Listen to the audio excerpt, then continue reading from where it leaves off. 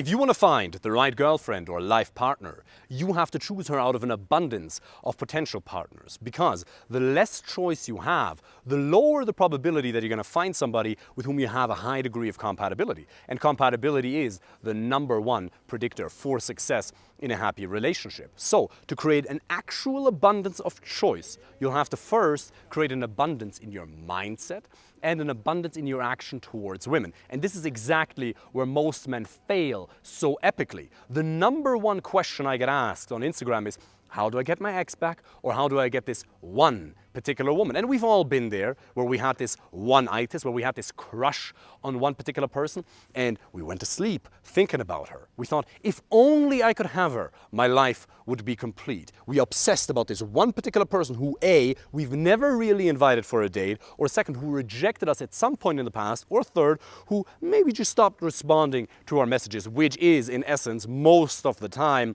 a very polite form of a rejection. So we obsess about her.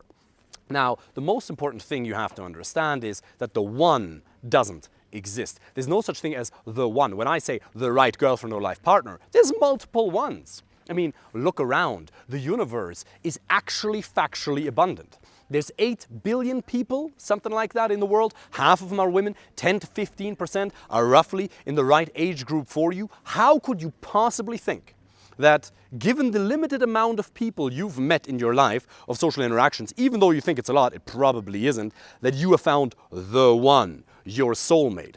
That is an absolute and utter nonsense idea. And the sooner you can let go of that, the sooner you can free yourself from these little crushes that you have, or even a full-grown case of one-itis. And it is not to say that if you meet an amazing, a special woman, that you shouldn't feel excited about being with her. Of course, if you meet somebody who's actually right for you, somebody with whom you have a high degree of compatibility, physically, emotionally, in terms of your core values, of course you're going to be excited to spend time with her. But there's a difference between being excited and wanting to spend time with her and needing to spend time with her. And men get needy when they experience a lack of abundance, in other words, scarcity. Most men are so deeply rooted in a scarcity mindset that it leads them to chase after women. And then we have social conditioning that reinforces it. I mean, think about music. How many songs are out there? They're like, I miss you, I love you, I'm sorry. And the problem with these songs is, the problem with these songs, pardon me, English is my second language, keep that in mind, that they actually sound really good. Like bachata, for example. My friend Jonathan, who's also a coach in my coaching program, he's a salsa and a bachata teacher. And he says he hates most of the bachata lyrics because they're so beta. You know, they're like, oh, I love you. They idealize this person who probably isn't even right for you, just because she gave you a little bit of attention at some point in the past, or because you've imagined this potential future together. So most of the music that you listen to actually reinforces a scarcity mindset. And you have to understand how bad your life is going to be if you don't make a decision to commit to abundance. You haven't fully understood how bad it's going to get yet. Maybe you've experienced it in the past. I personally was married to a woman who absolutely wasn't right for me. The reason I got married to her in the first place was purely because I was psychologically attached to her. I did not choose her from a variety of different options. What happened to me is what happens to most people. I just kind of stumbled upon her, right? We stumble into the relationship. Most men meet her through their social circle. And that's exactly what happened to me. I went to Ireland for a martial arts seminar. She was helping her uncle out, who's one of the most amazing karate teachers out there in the world. And then I met her by accident. But I didn't consciously choose her. She was just there. I was so deprived of female attention that I was like, oh, something is better than nothing. Never going through a screening process, never evaluating whether there's an actual degree of compatibility regarding your core values, your personality, and your lifestyles. So you just kind of stumble into it. And then after a while, what happens is our ancient biological brain kicks in, and you get used to the presence of that person. And then you call that love. You have to understand that our brain was shaped during a time, predominantly 300,000 years ago, where the people who left the tribe died either of starvation, they got killed, or at the very least, they lost the chance to pass on their genes to other female members of the tribe. So we are all ancestors of people who are afraid to lose the tribe or to be outside of the tribe. And we trust, therefore we trust people more who we know. And that creates connection. If we meet somebody we haven't seen in a long time and we've had a connection, this actual measurable release of oxytocin in your brain, it changes your neurochemistry. But don't confuse that with love. It's super important that you differentiate between love, neediness, and desire. Neediness is this idea of this crush. I need this person. You don't have an abundance of options because you haven't used online dating, you haven't mastered that, you haven't learned how to meet women in real life, they keep losing interest in you on the date, so you have an actual scarcity right now. And therefore you get attached to that person, and then you have this crush, you have this one-itis. This case of like, I need this person, I need to be with her. You fantasize about her, maybe you listen to some sad Ed Sheeran songs, and Ed Sheeran is amazing by the way, but you reinforce that scarcity mindset. And neediness is very different to desire, because desire is wanting. Ooh, I want that goal, I want that person, I want a high quality social circle. Desire is amazing. Desire is actually very spiritual. What does Alan Watts say, one of the greatest teachers of all times? What do you desire? Elliot Hulse, you can do whatever the fuck you want to do. Desire is a very powerful source of insight into the potential path that you should take as a man. If you're ever lost in life regarding dating or relationships, for example, ask yourself, what do I really want? What kind of a person would I really like to have in my life? So it starts with desire. Desire is amazing, but desire is wanting as opposed to needing. You're perfectly fine not having that person. Your existence isn't threatened. Your happiness isn't dependent on the approval and the validation and the affection of this one particular person. That's neediness, and that's toxic as hell. Men kill themselves over that. Men go into deep phases of depression over this concept because nobody's told them that it's just a mistake in thinking. It is just a mistake in thinking. Scarcity is simply an error. It's not true at all. So let's briefly finish the point and talk about love. What's love? Well, as defined in most spiritual traditions, love is the sensation of giving. You can love family members, and there's just this connection. You want them to be well, this deep sense of connection, and wanting to give, wanting to see them well. You can love your dog. You want to see the dog be well. You want to see the baby grow up and prosper and be healthy. You want to see nature prosper and develop and maybe recover in certain parts of the world. That's love. That's the pure sensation of love. Whenever you want something, that's not love. That's either desire or neediness. Desire is perfectly fine. Neediness is where it gets dangerous. So, understand that first. You have been socially conditioned to live in a constant state of scarcity. Movies have reinforced that. Will Smith, we can talk about that some other day, who made the movie Hitch. He actually talked about that on a podcast a week or two ago. Somebody invited me on a podcast here in Dublin, and I briefly addressed this Will Smith event and what led to it. So when the podcast comes out, maybe it's already out by the time you watch this video, definitely check that out. He released a movie called Hitch, where he basically teaches a man how to get a woman. Doesn't matter whether she wants him or not. We're going to get this person. I'm going to put this pen in your pocket right at the perfect point in time, and you're going to hand it to her, and she's going to love you, and you're going to do these dance moves, and not those dance moves, and then she's going to love you. It's never about changing your communication. It's never about improving your inherent value as a man. It's never about becoming more confident. It's actually a very creepy movie. It's a fun movie. It's a really, really fun movie to watch. But you watch that and then you see, well, maybe I should just creep after women. Funny enough, most people would agree that creepiness and stalking is totally weird and socially unacceptable unless it's presented in such a funny way, like in the movie Hitch. So movies have conditioned you. Music is constantly conditioning you, and you have to be careful, because sometimes it feels really good to listen to these sad songs, doesn't it? It feels really good to remember her, your ex, there's one person that you like to be with, and to listen to some sad songs and some romantic music. It feels really good. That's an emotional addiction. You're emotionally addicted to a state of victimness, to a state of sadness. And you have to differentiate that between every now and then it's just nice for the soul to listen to some romantic music. I personally love bachata, and I can sadly never learn Spanish because of that. I said to Jonathan, I'll never be able to learn Spanish, because if I do, then I won't be able to enjoy the music anymore, because right now it's just amazing. The rhythm, I can dance to it, Fernanda and I, it's just beautiful. It's sensual, it's amazing. But if I hear the beta music, oh, I love you so much, I miss you, you're the only one for me, I'm like, cringe, it hurts so much, because I know how much men suffer because of this. So that's the first thing you have to understand. Now, how do you cultivate an abundance mindset. First of all, you have to change your peer group. Most men around you reinforce that mindset. Most people that you know are either unhappily single or unhappily married or in a relationship. That's absolutely and utterly true. The men who actually are in a happy relationship are far and few between, because very few men have actually gone through the process of creating actual abundance for themselves and then choosing that person. So most people who you take advice from are absolutely and utterly not qualified to give you dating and relationship advice. If your knee was broken, would you ask your friend to perform knee surgery on you? Why not? He has 2 knees. Surely he must know a thing or two about knees, no? No, just because he had 2 knees, you're not going to let him perform knee surgery, because otherwise you're never going to be able to walk again. Dating is a little bit like open heart surgery. If you don't have an expert with you, or at least a friend, a cousin, a father, an uncle who's gone through the process themselves, who can guide you along the way, you're most likely going to lose that person. It's quite a fitting metaphor, because you're going to keep burning dates, you're going to keep burning opportunities, and that concept is something we're going to talk about a little bit later. This idea of abundance versus actually appreciating real life scarcity, which is real, because there's not infinite time, there's not infinite abundance. So we're going to talk about that in a few minutes.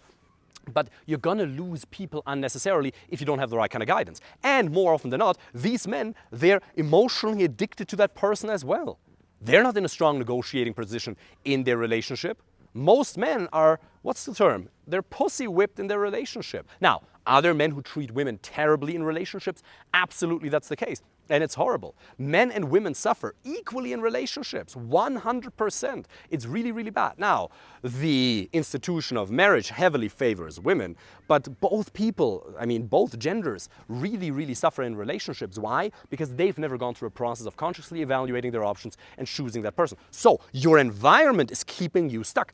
So you need to get mentors, or at least find friends who've gone through the process themselves. Find somebody who has an amazing dating life, who has an amazing social life, somebody who's in a genuinely happy relationship, not this fake front. And it's going to take some time to actually be able to read the signals. Is she disrespecting him very subtly in public company? The more you go through the process, the more you study the dynamics of attraction, the psychology of man-to-women relationships, the more you'll become aware of these subtle toxic behaviors men and women exhibit in relationships. So be careful who you take advice from. Change your peer group. Doesn't mean you need to drop your friends, but add people who are successful in this area of their life. If you're successful in your career or your business, or at least you're ambitious, the success that you've already created in certain areas in your life, you've been able to get that. Why? Because you've modeled other people who are successful already. Be that in real estate, your business, your career. You've learned from people who've already walked the path. So why not do the same thing here? Next, you have to change the inputs that you put into your mind. That wasn't very eloquent, my apologies, but you have to feed your mind with the right kind of information. Earlier we talked about music, and we talked about movies. You can still listen to music, but maybe listen to a different type of music every now and then. Watch different types of movies. Listen to a different type of YouTube content. Don't just scroll through Instagram and TikTok and watch videos that have very sad music playing in the background that emotionally engage you, which can be very good for marketing, admittedly, but it can fuck with your attention span quite heavily. And more often than not, it conditions you to embrace scarcity as your modus operandi. So understand that you will consciously have to choose the information you allow into your mind. Listen to specific books. Read books like Sex at Dawn, book coaching programs. Study it yourself. I don't care whether you do it with me or not, but you have to dedicate yourself to feeding your mind with strong information. Because if we hear something often enough, we're going to believe it at some point. I'm German, right? We're in the south of Germany here. It's absolutely beautiful. Why is it that so many Germans have been able to were manipulated into hating this one particular group? Why was it that so many Jews were killed by so many Germans? Why is it that you got Germans to go along with that? How were you able to get people to commit such horrendous and terrible acts? By changing the information they were exposed to. Yes, whether socioeconomic factors, of course, were people poor, blah, blah, of course, these things play a role, but it's mainly the input that was constantly fed through them, because the radio was heavily controlled, by Goebbels, for example, if you're a little bit into that. They had a propaganda machine in Germany. They were controlling what was in the radio. Not too different from today, is it? So if you don't consciously take control as to what information you allow into your mind, you're going to be a victim of circumstances. You're not going to be able to consciously create your life the way you want it, at least in the area of dating and relationships. And you're going to end up with an inferior relationship. You're going to be very, very unhappy. Or the worst thing is you're going to be mediocrely happy, which is going to lead to resentment 7 years down the line. Let's be honest. Les Brown says most people fail in life not because they aim too high and miss, but because they aim too low and hit. So change your peer group, change the information, and 3, start taking massive action. There's a concept called proof, not promises. It's not enough to give your brain the proof that the promise that there's abundance in life. Oh, people love me. That's absolutely good, and you have to feed that, but that's just the first step. You then have to take action, because there's a part in your brain that's very much connected to objective reality. And if you don't present yourself with evidence to the fact that what you said beforehand or what you heard is true, at some point you're going to start doubting. If you're like, there's an abundance of women who are interested in me, but you never actually see it, are you really going to believe it? No. So you'll have to start using all the tools that are available to you to create an actual abundance of choice in your life. Master online dating.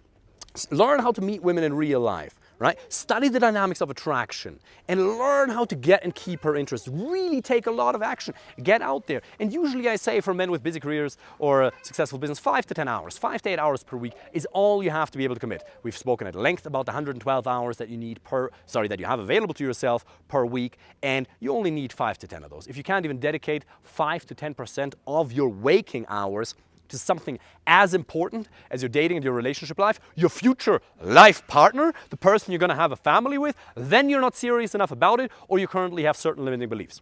Let's see. I took a bunch of notes. What else do we have? You create an abundance mindset by 1, changing a peer group, changing the information, starting taking action, proof not promises, and let me talk a little bit for a second about the experience of abundance. When you actually do it, you don't even know how good it's going to get. Let me tell you that. You don't even know how good it can be to have a variety of women who are interested in being with you. Not just being at the mercy of the one who happens to give you a little bit of attention because she happens to be part of the same social circle. Actually consciously choosing the right person you want to go on a date with from a variety of options, feeling desired by attractive and amazing women is amazing. I believe that we as men, there's 2 things that we need to conquer in life. One is this whole dating and relationship thing, and the other area is business and career. And whenever we make progress in that area, we feel deeply alive. There's a part in our brain that goes, yes, bro, you are on the right path. But I'm only going to be able to give you a little bit of an idea. When I tell you this, maybe you'll feel a little bit inspired, but you actually have to get out there. The feeling of being desired and then being with the person you want to be with, not because you have to, but because you choose to, is amazing. Yes, you have to become confident while getting out there, having a good plan, having the right mindset, but in order to find that person, right, you have to become confident to find that person, which is a process in and of itself, but having that person also makes you super confident. Imagine you're attending business meetings, galas, or parties, and you have this amazing woman by your side. Yeah, I chose her. And here's the interesting thing. The next part is super, super important. You're not with her because you're afraid she's going to leave you. You're not with her because deep down you know that you can't do any better because you haven't proven it to yourself, because you haven't created actual abundance, but because you've chosen her. And therefore, you really, once you've experienced abundance, you'll never truly fear the loss of a female partner ever again. Counterpoint to that. We are all at some point going to experience moments of fear when we've started to love somebody over the course of many years. Of course, we don't ever want to lose the people we love. That's not what I'm talking about. But once you've made the experience of actual abundance, you're like, yeah, if she were to decide to cheat on me with some inferior man, I'm joking, if she were to decide to leave me, God forbid, she dies, if something terrible happens, I'm going to be okay. Do you want that? No. Are you still going to be sad for a little bit? Yes, of course. Are you going to be depressed for a couple of months? Never again. Never again that's going to happen to you, because you've experienced that you're actually able to walk out onto the street, shopping malls, bars, nightclubs, Starbucks, online dating apps, metaphorically speaking, extend your hand, communicate your personality authentically and effectively, and there'll be an abundance of women who'll be happy to walk that journey with you of life. But that's an experience you have to make. So creating abundance is not just important to choose the right person, but also to keep her. Because if you're constantly afraid, or at least a little bit worried on the inside, that you're going to lose her, you're in a very weak negotiating position in that relationship, and you're not going to set the necessary boundaries, which is going to lead to her not investing in you. And as you know, we only value what we invest in. She won't really see you as attractive and valuable. Therefore, she's going to lose interest in you. She's going to start disrespecting you, and the relationship is going to crumble later on. So abundance is absolutely one of the most important things you could ever commit yourself to. Next thing. Abundance versus burning opportunities. There is actual real scarcity. It's something that we have to address. It's not like, it's just abundance. Look at the mountains. Look at the clouds. It's beautiful. So I can just burn all the opportunities. I can just do 1,000 approaches. Doesn't matter how I do it. I can just go on a bunch of first dates. If she wants to meet me again or not, doesn't matter. No. You have a limited amount of time, so you want to be efficient.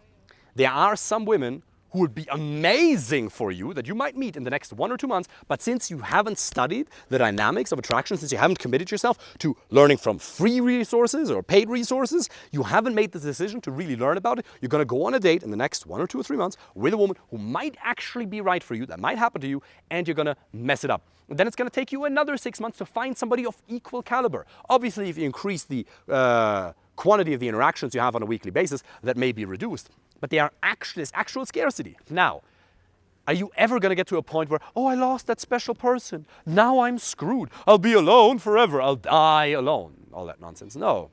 You're going to die alone if you don't make the decision to take this serious. But there'll always be more amazing women. There's an abundance of amazing women. Now, 9 out of 10 people you're going to meet, you're probably not going to want as close, intimate friends. You can wish them all the best. You can be super nice to them. But to allow them into the close inner circle, that's most likely not going to happen with 9 out of 10 or 19 out of 20 people. So you have to understand cognitively that there's scarcity. But your inner attitude, your mindset, the one that you carry, that carries you through the day, 95% of the time, that should be absolute abundance, especially when you're in the interactions. So on a meta level, you should be rational, be like, there's abundance and there's scarcity. Both exist. Okay, so I want to commit myself to becoming the most efficient communicator so I don't burn these opportunities and I don't waste another 7 years or go through a divorce, lose half my shit, all of that.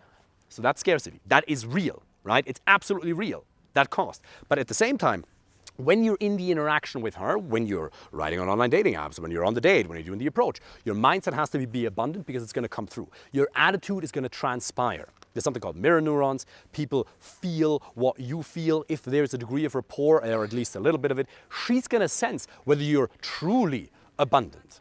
So, one thing that I would like to invite you to do is to obviously put the previous steps into practice, but also create a network of high quality men around you because they ground you in real life. I cannot overemphasize this. I've worked with men from all around the world who are very successful, and most of them do not have enough high quality male friends. They ground you in reality. If you lose a girl, it's not going to be half as bad. It's going to be 1% as bad as it may have been if you don't have these high quality male friends. And you can find them. Go to expensive gyms, right? Go to the golf, join golf clubs, right? Go to some expensive places, masterminds, online. But like, there should be somewhat in your near vicinity because you need to see these people on a weekly basis. No matter how introverted you think you are, at least a couple of days a week, you need to have high quality contact. And the last thing to really drill down this idea of abundance is physiology. It doesn't matter how convinced you are that there's actual abundance in this world. If you don't take care of your body and your physiology, and you don't view sunlight 30 to 60 minutes after waking up the way Andrew Huberman teaches it on his amazing podcast, if you don't exercise, if you don't go to the sauna, if you don't meditate, if you don't take care of your posture, if you don't take care of your physiology, and there's a million more techniques to take control of your mental and emotional state, then your mood will be bad. That mood will only, if you have negative,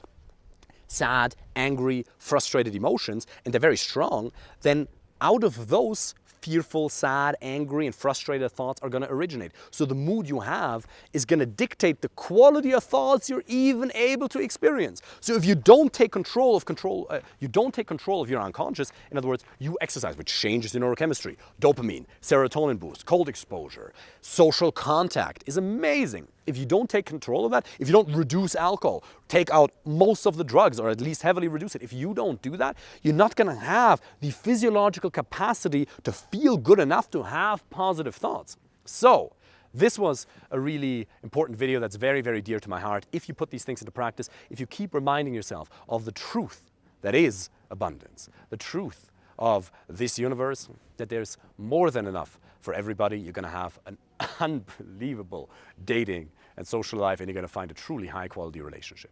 If you want me to help you with that personally, apply for a free initial consultation call. I wish you all the best.